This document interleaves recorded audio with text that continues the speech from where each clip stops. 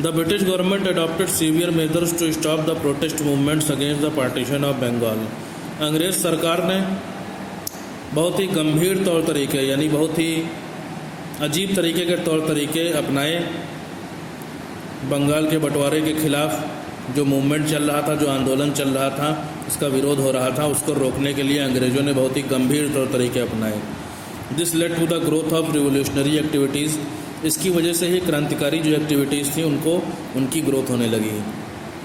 These people wanted to expel the British from India by force. ये क्रांतिकारी जो थे वो बलपूर्वक यानी फोर्स यानी ज़बरदस्ती जो है अंग्रेज़ों को भारत से भगाना चाहते थे। एक्सपेल मतलब गायब करना चाहते थे इनको। सम ऑफ द रिवोल्यूशनरीज, कुछ क्रांतिकारियों के नाम जो कि इस समय के थे उसमें राम प्रसाद बिस्मिल, जोगेश चटर्जी, सचिंद्रनाथ सान्याल, भगत सिंह और चंद्रशेखर आज़ाद मौजूद थे। Some features of the revolutionaries were revolutionary यानी क्रांतिकारियों के जो फीचर्स थे वो क्या था? Intense love for the country, इनका देश के प्रति बहुत ज़्यादा प्रेम था। यूज़ ऑफ वायलेंट मीन्स, बहुत ही हिंसा से जुड़े हुए जो तौर तरीके थे वो ये अपनाते थे। गोली मार देते थे, बम फेंक देते थे, लड़ाई झगड़ा करते थे, अंग्रेजी अधिकारियों को परेशान करते थे। इस तरीके से काम थे क्रांतिकारियों के। समाचार पत्रों का इस्तेमाल करते थे, किताबों का इस्तेमाल करते थे और पम्पलेट छापते थे टू स्प्रेड रेडिकल आइडियाज़, जिससे कि लोगों के अंदर बहुत ही लड़ाई झगड़े वाले जो विचार हैं अंग्रेज़ों को भगाने के लिए वो आ जाएं। अब इंडियन काउंसिल एक्ट, भारतीय परिषद अधिनियम 1909। The Indian Council Act of 1909 is also known as the Morley Minto reforms. 1909 का जो इंडियन काउंसिल एक्ट या कानून है उसे मॉर्ले मिंटो रिफॉर्म्स के नाम से भी जाना जाता है। It increase the number of members in the legislative councils. इस कानून की वजह से भारत का जो विधान परिषद था उसमें सदस्यों की संख्या को बढ़ा दिया गया है। It also introduce separate electorates for the Muslims. इसमें मुसलमानों के लिए भी अलग से इलेक्टोरेट्स यानी चुनाव मंडल भी तैयार किए गए।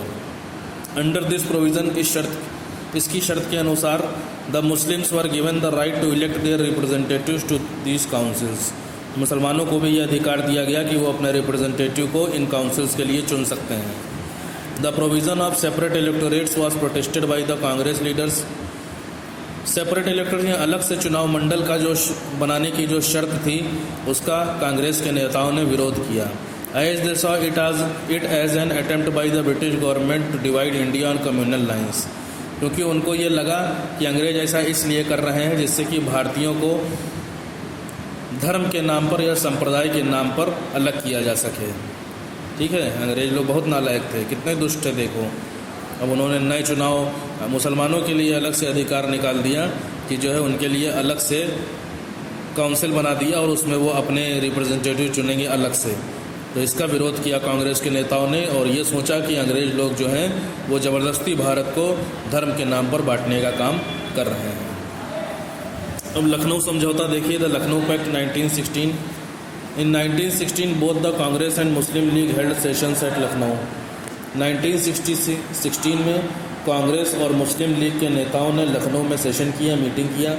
This session was important from many view points. ये मीटिंग बहुत ही व्यू पॉइंट्स यानी बहुत सारे बातों के लिए इम्पॉर्टेंट थी। Both the parties passed resolutions for working towards the idea of self governance. दोनों ही पार्टियों ने नए तरीके के समझौते किए या कह लो सोल्यूशन दिए for working towards the idea of self governance. स्वयं की सरकार चलाने का जो विचार था उसके लिए दोनों ही पार्टियों के लोगों ने रेजोल्यूशन दिए और अपने व्यू पॉइंट्स दिए। The Congress accepted the clause for separate electorate for Muslims. Congress ने अलग से मुस्लिमों के जो इलेक्टोरेट्स यानी जो अलग से उनके चुनाव क्षेत्र थे जो अलग कर दिए गए थे उनको स्वीकार किया। They also agreed on having self governing institutions for the country. वो इस बात पर भी सहमत हुए कि देश में स्वयं की सरकार को चलाने वाले इंस्टीट्यूशंस होने चाहिए, संस्थान होने चाहिए। This arrangement between both the parties is known as the Lucknow pact. इस तरीके की जो व्यवस्था हुई दोनों पार्टियों के बीच में जो अरेंजमेंट हुआ उसे लखनऊ समझौते के नाम से जाना जाता है। The Lucknow session also saw the reunification of both the moderates and radicals of the Indian national Congress. इस लखनऊ के सेशन में ही फिर से नरम दल के लोग और गरम दल के लोग जो कि इंडियन नेशनल कांग्रेस थे वो फिर से रीयूनिफाइड हो गए, फिर से एक हो गए। The pact is seen as an important steps towards Hindu Muslim unity. इस समझौते को एक बहुत ही महत्वपूर्ण कदम समझा जाता है हिंदू मुस्लिम एकता के लिए। यानी लखनऊ में जो समझौता हुआ वो समझौता हिंदू मुस्लिम एकता के लिए बहुत ही महत्वपूर्ण कदम था। अब देखिए the home rule league movement. In 1916 Bal Gangadhar Tilak and Annie Besant started the home rule movement. 1916 में बाल गंगाधर तिलक और एनी बेसेंट ने home rule movement home rule आंदोलन शुरू किया।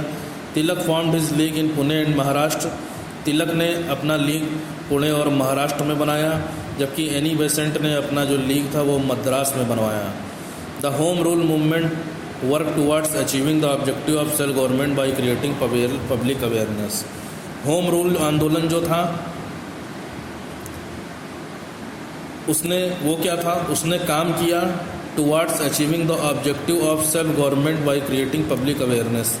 लोगों को सावधान करके, लोगों को सचेत करके इस बात के लिए कि स्वयं की सरकार चलाने के लिए कौन से लक्ष्य होने चाहिए, कौन से लक्ष्यों को अचीव करना है, पाना है, ये सारे काम होम रूल मूवमेंट के थे। ठीक है, होम रूल आंदोलन जो था वो इसलिए चलाया गया था कि अगर भारत में सेल्फ गवर्नमेंट आती है, यानी खुद जनता ही यहाँ की सरकार बनाए, तो उसमें किस तरीके के ऑब्जेक्टिव होने चाहिए, किस लक्ष्य होने चाहिए, इस तरीके से लोगों को पब्लिक अवेयर करके, यानी लोगों को सचेत करके किस तरीके से लोगों के अंदर सेल्फ गवर्नमेंट, स्व सरकार बना करके, यानी स्वयं की गवर्नमेंट बना करके किस तरीके से चलाना है, क्या उनके लक्ष्य होंगे, ये हमारा होम रूल मूवमेंट का लक्ष्य था, एम था। Thank you very much. Next on next turn.